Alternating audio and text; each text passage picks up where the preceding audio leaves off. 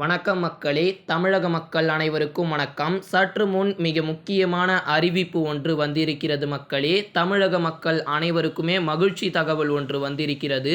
இது சம்பந்தப்பட்ட கூடுதல் தகவலை தெரிந்து கொள்ள நம்முடைய சேனலை மறக்காம சப்ஸ்கிரைப் பண்ணி வச்சுக்கோங்க.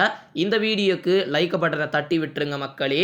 சரி வாங்க வீடியோவிற்குள் சென்று விடலாம். ரேஷன் அட்டைதாரர்களுக்கு குட் நியூஸ் வெளியே இருக்கு மக்களே.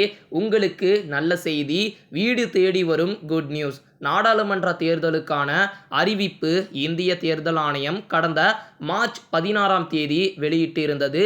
அன்றிலிருந்து தேர்தல் நடத்தை விதிகள் நாடு முழுவதும் அமலுக்கு வந்தன மக்களே. தேர்தல் நடத்தை விதிகள் ஜூன் 6ஆம் தேதி அதுவரைக்கும் அமலில் இருக்கும் என்று தேர்தல் கமிஷன் அறிவித்திருந்தது. அது மட்டும் இல்லாமல் தேர்தல் நடத்தை மாநிலங்களில் எல்லாம் தீவிரமாக அமலில் இருந்த தேர்தல் நடத்தை விதிமுறைகள் நேற்றுடன் திரும்ப பெறப்பட்டன. இனி பணம், பொருட்கள் கொண்டு செல்வதில் எந்தவித கட்டுப்பாடும் இருக்காது. அதே போல அரசு ஒரு புதிய திட்டங்கள் அறிவிக்கவும் புதிய திட்டங்களுக்கு நிதி ஒதுக்கவும் எந்த ஒரு பிரச்சனையும் இல்லை.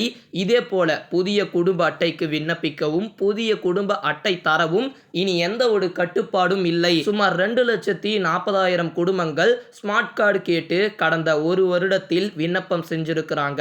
தேர்தல் நடத்தை விதிமுறைகள் திரும்ப பெறப்பட்டதனால இன்று முதல் விண்ணப்பம் செய்தவர்களின் மனுக்களை ஆய்வு செய்து நடவடிக்கை எடுக்கப்பட வாய்ப்பிருக்கு என்று ஒரு மகிழ்ச்சி தகவல் சொல்லியிருக்கிறாங்க.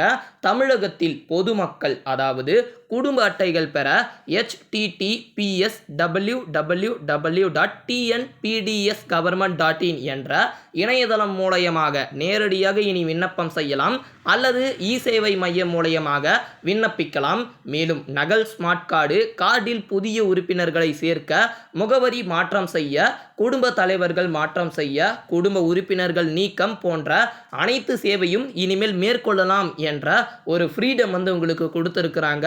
மிக முக்கியமான மகளிர் உரிமை தொகை வாங்க வேண்டும் என்றால் அவர்களுக்கு கட்டாயம் குடும்ப அட்டை வாங்க வேண்டும். திருமண உதவித்தொகை திட்டம் மற்றும் கர்ப்பிணி உதவித்தொகை திட்டம் பல பெறவும் குடும்ப அட்டை மிகவும் அத்தியாவசியமானதாக இருக்கிறது. இந்த ஒரு நிலையில் தான் ரேஷன் கார்டு வைத்துள்ளவர்களுக்கு மட்டுமே மகளிர் உரிமை தொகை வழங்கப்படுவதினால் புதிய கார்டுகளுக்கு விண்ணப்பிப்பவர்களின் எண்ணிக்கை கடந்த ஆண்டை விட வழக்கத்தை விட அதிகமாக இருக்கிறது என்பது குறிப்பிடத்தக்கது மக்களே.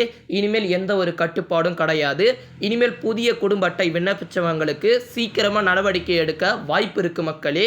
இந்த மாதிரி பயனுள்ள தகவலை தெரிந்து கொள்ள நம்முடைய சேனலை மறக்காம சப்ஸ்கிரைப் பண்ணிடுங்க.